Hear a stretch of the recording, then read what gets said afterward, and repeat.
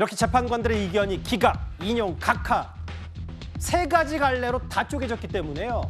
대통령 선거와 관련해서도 결론이 이르기까지 진통이 예상될 수밖에 없습니다. 그런데 딱 3일 전에 선거 결과 7대1을 정확히 예측한 국민의힘의 한 의원이 있었습니다. 지난주에도 제가 말씀드렸습니다마는 7대1 결정이 날 것이다 라고 했는데 제가 들은 정보에 의하면은 이미 헌재에서는 7대1로 기각하는 것으로 결정이 나 있다고 합니다. 결과는 예상이 그대로 적중했습니다. 이제 오늘의 탄핵심판 선거로 윤석열 대통령의 직무 복귀 가능성 더 커졌습니다. 지금까지도 평의에서 헌법재판관 내부에서 결론을 내리지 못하고 있습니다. 내란죄 혐의 입증하지 못했습니다. 빨리 이번 주 금요일이라도 기각 각하 결정을 내려주시기를 국민의 이름으로 당부드립니다.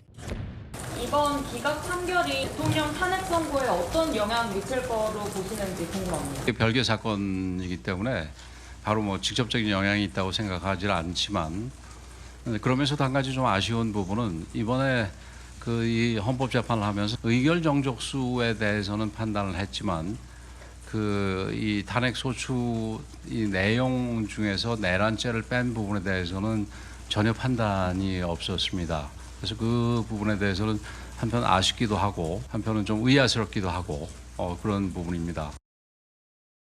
바로 지금 헌재 앞에 매일같이 달려가는 선봉에 서 있는 윤상현 의원이 지난주에 사실 물론 5대2, 2대1입니다만 7대1 기각을 예측했고 이 부분을 본인이 분석한 건지 누구한테 들었는지 저도 잘 모르겠습니다만 오늘 선고로 대통령 복귀 가능성이 더 커졌다.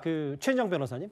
구체적으로 강론으로 들어가기 전에 모르겠어요. 국민의힘 내부에서도 뭔가 헌법재판관들의 지금 성향별 움직임을 좀 내부에서 파악을 하고 있는 겁니까? 어느 정도까지 받아들여야 돼요? 법조인이 저보다 나으신 것 같습니다. 예. 요즘 촉이 좋으신 게 아닌가 싶은데 사실 저를 비롯한 많은 법조인들은 8대0 기각 내지 각하를 사실 적어도 한덕수 국무총리 권한대행에 대해서는 예측을 했는 것 같습니다. 그런데 한마디로 정계선 헌법재판관의 존재에 대해서 예. 지금 윤상현 의원 같은 경우에는 나름대로 깊은 어떤 연구가 있었지 않을까 싶습니다. 다만 이제 7대1 그 결과는 분명히 확인을 맞췄습니다만 이유에 대해서는 조금 더 어떻게 보면 약간의 미스가 있었는 거 아닌가 싶은데 이번 결정문에 봤을 때 내란죄 삭제 등 절차적 흠결 이런 부분에 대해서는 특별히 큰 설시가 없었던 것 같습니다. 헌재에서 밝히지 않았죠. 예, 그렇기 때문에 이유는 어쨌든 약간 틀렸다 하더라도 결과는 정확하게 7대1로 맞췄다는 점에서 상당 부분 놀랍기도 한 것 같은데요.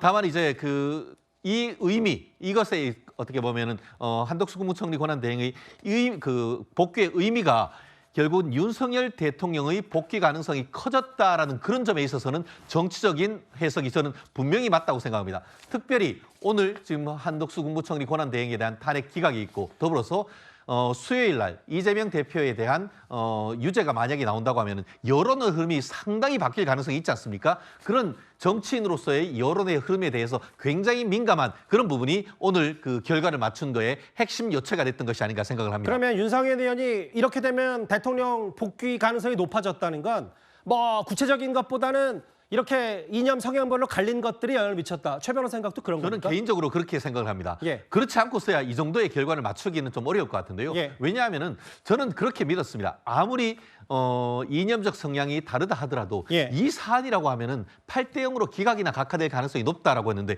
이 사안에서도 유독 어떻게 보면 독불 장군처럼 본인의 의견을 정말 굽히지 않고 소수 의견을 내는 걸 보면서 정말 윤석열 대통령에 대한 탄핵 결정에 대해서는 어떤 의견을 과연 정계선 재판관님이 쓰실까 상당히 어떻게 보면은 많은 국민들이 우려의 시선으로 보고 있다는 점 아셨으면 좋겠습니다.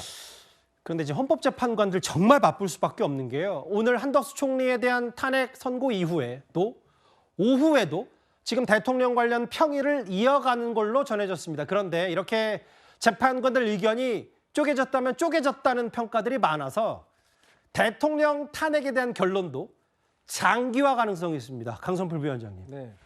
오늘 오전에 탄핵 심판 선고됐고 지금 이제 저녁 6시 4분인데 아직도 대통령 선거 언제 할지 헌재가 오늘도 공지하지 않았어요? 그러면 내일도 넘어가고 수요일은 이재명 대표 2심 선고인데 이거에 헌재가 영향을 받기보다는 그날 고3 모의고사가 있기 때문에 헌재 주변 휴교령도 있고 이렇게 되면 안 된다. 목요일은 일반 사건 정기 선고가 예정돼 있고 대통령 선거 이번 주 금요일도 담보 못 한다는 얘기가 많거든요. 사실 너무 많이 틀려가지고 저희가 지지자들한테 다음 주에는 결과 나오니까 이번 주까지만 열심히 합시다 말을 했는데 계속 틀려서 제가 또 이런 말씀 드리긴 뭐하지만 예. 그럼에도 불구하고 28일 날 선고를 해야 된다고 생각하는 이유가 예. 시간이 길어지면 길어질수록 이 평의의 내용이 저는 유출될 수도 있다고 봅니다.